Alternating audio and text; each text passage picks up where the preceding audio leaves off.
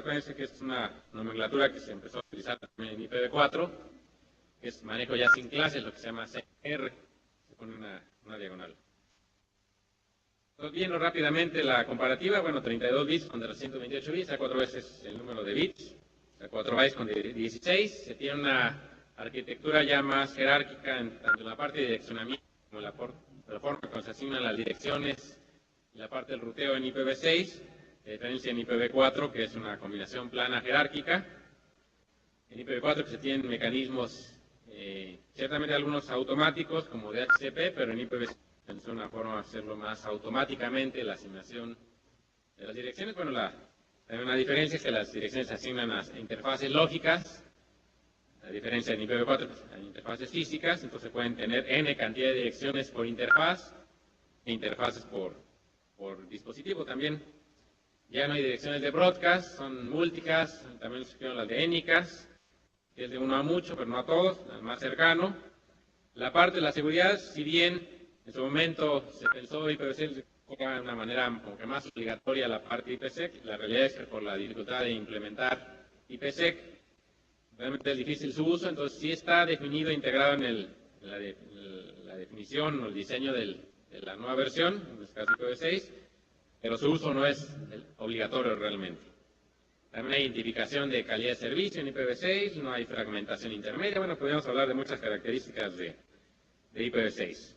Entonces, viendo un mapa fractal, cómo había en el año 2000 recursos en el caso de direccionamiento IPv4, luego ya para el 2010 solo quedaban estos recursos. Los números ideales, como comentaba, de 4.000 millones pasamos a 300 trillones de trillones. Pero también los otros recursos, como sistemas autónomos, están pasando de 16 bits a 32. Las mismas direcciones MAC, ya en IPv6 se contemplan que sean de 64 bits. Ahí vemos números que son, pensando precisamente en la evolución, es parte de la evolución del Internet. Los mismos protocolos, el mismo Internet, seguramente en unos años no será como actualmente lo conocemos. Y hablando un poquito ahora del agotamiento de IPv4, ¿por qué hablamos de ello? Bueno, como comentaba, un recurso comienza a ser escaso en el momento en que se empieza a utilizar, y si se empieza a utilizar de una manera no uniforme y no conservadora, como sería en IPv4, se agota más rápidamente. Entonces, por eso hace más de 10 años ya que se pensó en el diseño de IPv6. Y algunas proyecciones importantes, bueno, es que había en el 2010 el pool central de direcciones a las diagonales 8 de IPv4 se iban a acabar en mayo del 2011, la realidad es que acabaron antes. ¿Cuándo se iba a acabar? Bueno, en enero del 2012. Entonces fue realmente antes, que se dio el febrero del 2011, cuando cada una de las entidades de registro, las 5, IAN, RIPE, ABNIC, LACNIC, AFRINIC, recibieron un bloque, el último diagonal 8 de direccionamiento IPv4 para repartirla en forma adecuada. Y ya en ese mismo año, en abril del 2011, ABNIC, que es Asia-Pacífico, ya empezaron a utilizar el último bloque diagonal 8, lo mismo en RIPE o RIPE en Europa, en septiembre del 2012. Y bueno, en LACNIC, aunque ha cambiado estas fechas, se estima que serán junio, ahora tal vez en abril del 2015 es cuando se van a acabar los bloques, o sea que se puedan asegurar con bloques consecutivos para alguien que los pida. No quiere decir que ese día ya no va a haber al 100% de direccionamiento IPv4. De hecho, va a seguir funcionando como está actualmente. Entonces, en 2010 hay unos contadores que marcaban un 4% de esos bloques diagonal 8, que faltaban 215 días. Como comento, esos contadores en 2011 ya llegaron a 0. Y bueno, las cifras importantes, acabo de sacar estos datos, pero México que está atrás, hablando ahora de dispositivos, que es una realidad que se está moviendo toda una computación móvil. El número de teléfonos, bueno, que realmente se le llaman teléfonos inteligentes, son dispositivos que una de las tantas funciones es la parte de telefonía, ¿no? El tráfico se va a incrementar en 12 veces más, el crecimiento de video, entonces esos datos son importantes tomarlos en cuenta para ver hacia dónde va el Internet, ¿no? También unos datos que salieron apenas hace unos días, que dice que México lidera la conexión a Internet en móviles en América Latina. Pues 10 de cada 100 mexicanos tienen por lo menos un teléfono inteligente y que acceden a banda ancha. Eso es un 10% con banda ancha de los usuarios de Internet en México, en el lugar 92 de 192 países, porque en México también es el lugar 43, con un 26% de los lugares con conexión a la red. O sea, casi un 40% de todas las estadísticas, estos no son exactas, de los mexicanos tienen acceso a Internet. Entonces, ¿por qué es importante eso? Porque las predicciones también dicen que el Internet ya no va a ser nada más de personas, de algunos dispositivos, sino el Internet de las cosas o de todo conectado. Pues cada vez va a haber mayor cantidad de usuarios en Internet, casi 3.500 millones de usuarios en Internet, 20.000 millones de dispositivos, y ya el tráfico no va a ser en su gran mayoría en PCs. Entonces también que las tabletas, bueno, más por las tablets van a seguir desplazando en el mercado. Pues, ¿por qué es importante esto? Porque, bueno, hay les recomiendo checar esta infografía de ISOC, que dice el crecimiento de cuántas personas cada día se están conectando al Internet. Ese crecimiento solamente es posible sustentarlo, bueno, con IPv6, que tiene una gran cantidad de direccionamientos. O sea, cada dispositivo que está conectado a Internet, al que accede, necesita tener una IP. Entonces también, por ejemplo, algunas proyecciones que el año 2016 va a haber más de 11.000 o 10.000 millones de dispositivos. Entonces todo eso se puede nada más lograr, bueno, con suficientes direcciones IP. También, por ejemplo, hay otras estadísticas. Todo el espacio de direccionamiento IPv6 es equivalente a los 4.000 millones de años de la Tierra en su existencia. Entonces nada más el direccionamiento IPv4 es nada más un pequeño porcentaje. O sea, como se dice en la historia del planeta, son el último minuto, los últimos segundos de la historia del ser humano. Entonces, la situación actual, bueno, es que el crecimiento de usuarios de IPv6 a raíz de los últimos dos acontecimientos importantes que ahorita voy a mencionar, ha crecido en forma importante. Es un tráfico que llega a porcentajes muy altos. Apenas en Google, por ejemplo, hace unos días dice que el número de usuarios que de vía Google alcanzaron ya un 2% de ellos ya acceden vía IPv6. Las otras estadísticas, por ejemplo, hay algunas gráficas que dicen qué países tienen el mayor uso ya de IPv6. Es interesante el caso de Latinoamérica, a raíz de que una empresa de acceso a Internet, ADSL, habilitó en sus usuarios IPv6. Ya ellos es el país que tiene Perú mayor despliegue de IPv6 ahorita en Latinoamérica. Entonces, por ahí podemos ver, por ejemplo, en el caso de México, está en el caso de América, en el lugar 13º, por abajo de algunos países también de Latinoamérica, pero eso también tiene que ver con el hecho que se han solicitado bloques o prefijos de IPv6, pero no todos se están anunciando, se están ya utilizando. Entonces, de acuerdo a la política, si dice que tiene que utilizarse por lo menos al año, anunciar el prefijo, entonces sí es importante que si ustedes piden un recurso, lo utilicen, ¿no? Entonces, en junio, les digo, la estadística decía que en LACNIC se iba a acabar el recurso de IPv6 IPv4 en 2014. Ya la última cifra es al siguiente año. Se han ido moviendo un poquito esas cifras del direccionamiento IPv4. Otras cifras, bueno, aquí estamos la posición de Latinoamérica. Decía agosto del 2014, se movió un poquito a inicios del 2015. En el caso de México, seguramente será 2016 o más adelante. Pero bueno, ese recurso, al final de cuentas, lo importante es cuándo se lo van a acabar, en cada uno en su contexto. Es como si tuvieran un vaso con agua, entonces cada uno tiene toda la set de direcciones que tengan de IPv4, bueno, es cuando se van a acabar esa cantidad de agua de direccionamiento IPv4. Entonces, las redes académicas, bueno, desde el principio comenzaron con IPv4, después poco a poco ya todas prácticamente tienen actualmente soporte también con IPv6, por lo menos a nivel del core, del backbone. En el caso de Clara, la red académica latinoamericana, que interconecta, por ejemplo, redes similares a la de CUDI, originalmente eran 18 países, después quedaron 14. Entonces, en el caso de México, bueno, por lo menos la red CUDI, la original tiene IPv6, falta la parte de RI3, falta la parte de RENIVA, que se está trabajando en ello. falta que todos los proveedores que dan acceso a Internet en la red de CUDI también tengan ya, o den acceso, igual que lo dan con IPv4, también lo den con IPv6. Entonces, unas cifras, bueno, la última, de hecho, lo que comentaban en la mañana, que habían pedido otro bloque de direccionamiento IPv4, que es lo de que era antes, y México, bueno, también se pidió un bloque de IPv6, esto lo pueden ver, fue el 13 de septiembre. Y ahí, bueno, ahí pueden ver la Universidad de Campeche, que fue el 1 de julio, que tuvo su bloque diagonal 48. Y ahí les dejo que va a estar la presentación para que ustedes vean todas las entidades que recientemente han recibido un bloque. Diagonal 32, que es el tamaño, si tienes una red suficientemente grande, si no les dan un bloque diagonal 48. También algunas estadísticas de algunos fabricantes. Uno dice que el despliegue de 6 en México está alrededor del 12%. Hay alrededor de un 37% de prefijos, sistemas autónomos de tránsito un 46%, contenido un 48%, usuarios es muy bajito todavía, ni siquiera 0.1%.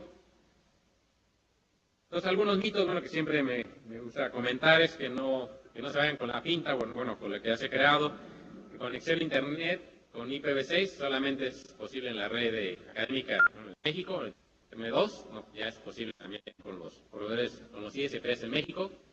Es cuestión que ustedes lo soliciten, no esperen a que se los ofrezcan, empiecen a pedir conectividad también con IPv6.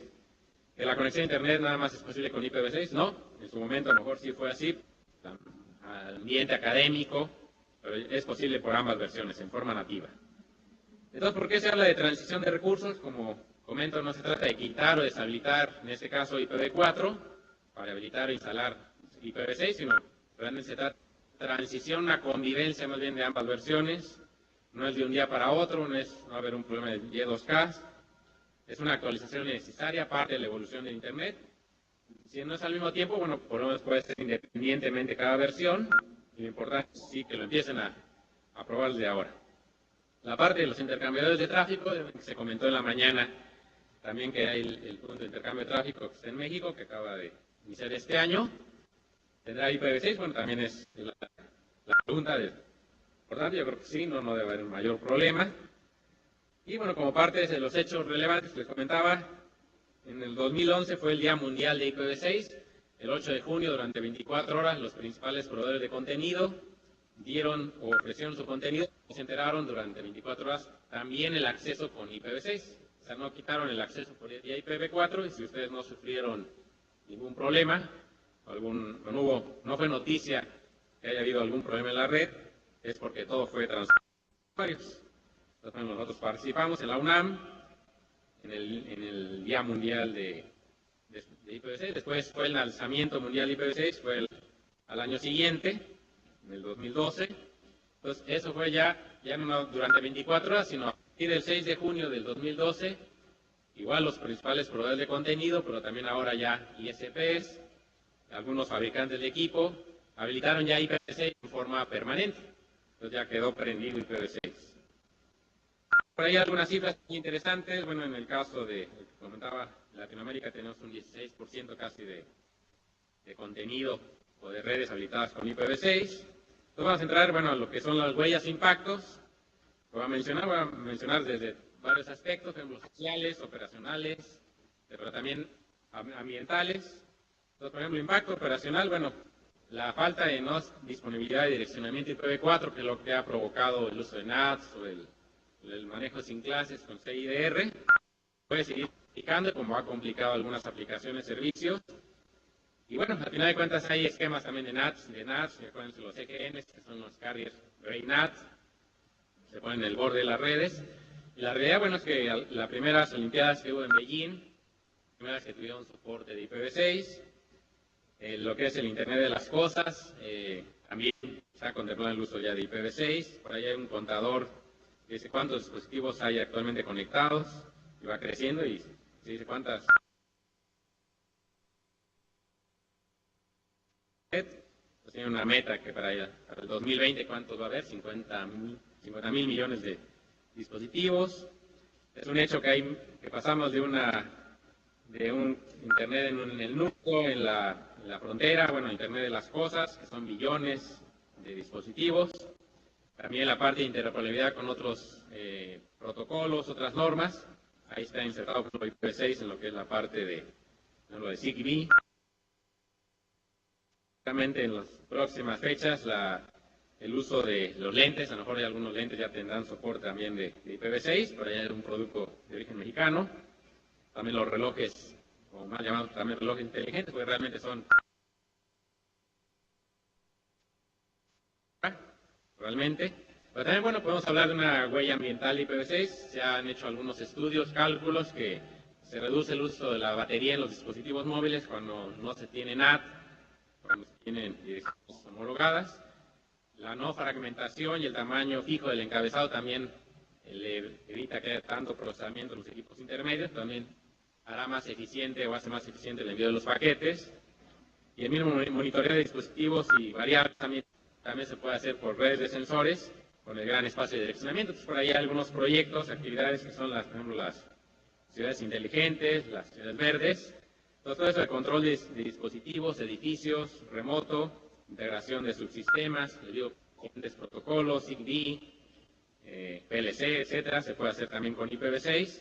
En realidad también se está integrando toda una serie de dispositivos creando gris o mallas también de los mismos para controlar algunas luminarias. También algunos cálculos, el hecho es que se ha estimado que cuando se administra una red y se implementa después IPv6 se pueden lograr hasta un 20% de ahorro en los gastos de administración.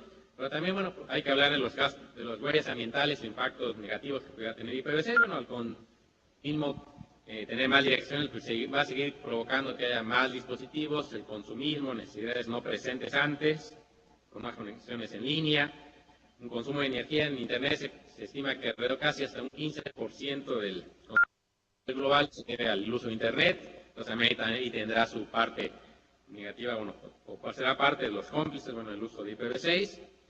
Y lo importante es que se hagan uso eficiente de las diferentes fuentes de energía. O sea, sistemas híbridos realmente, porque mayor tráfico será mayor consumo energético. Eso es un hecho, ¿no? El impacto social también puede ser negativo por el mismo consumismo, necesidades que se crean o creadas de tener un dispositivo móvil, o por ejemplo la parte del Internet usable, en los lentes, la ropa, etcétera. Y la parte operacional también, bueno, mientras más tiempo se deje de empezar a utilizar IPv6, seguramente serán mayor los costos. Entonces yo los invito a que empiecen a hacer pruebas, empiecen a solicitar equipo en las licitaciones, las compras, ya que tengan soporte IPv6, prueben lo que tengan actualmente, vean que sigue funcionando con IPv6, que no le vayan a echar la culpa al mal soporte de IPv6 que tenga determinada fabricante, ¿no? Entonces debe ser parte de la actualización regular que ustedes tienen de los dispositivos, de las compras, si se convierten en obsoletos. Entonces ya casi va a terminar. Bueno, estamos listos para IPv6, en sí el protocolo está listo, está maduro, sigue madurando, se le han puesto algunos agregados que antes no tenía originalmente, pero sin embargo la estructural sigue funcionando. Entonces hay que estar listos más bien nosotros en la parte de capacitación, de soporte, de hardware, de software. Algunas fuentes de tráfico, bueno, que han sacado recientemente, de donde viene el tráfico principalmente, bueno, algunos sistemas operativos móviles, que llegan un 12%, 11%, entonces ustedes pueden identificar ahí, algunos fabricantes tienen mejor soporte que otros de IPv6. Y ya se han hecho demostraciones ya no nada más vamos a hablar de dispositivos móviles, ya estamos hablando también de redes móviles, pues el mismo uso del Internet ya está teniendo mayor movilidad, las cámaras, impresoras ya tienen soporte IPv6, y nada, simplemente les dejo algunas noticias, como uno de los proveedores de Internet de Estados Unidos, que ya despliega y da acceso con IPv6. En Marín va a haber una plática, de hecho, creo que el día de mañana, de NIC México, van a hablar precisamente de las etapas, seguramente aquí en México, para el uso de IPv6 y las fases de dejar de usar ya IPv4. Algunos de los proveedores de contenido también, como el tráfico se ha incrementado, ellos dicen un 250%.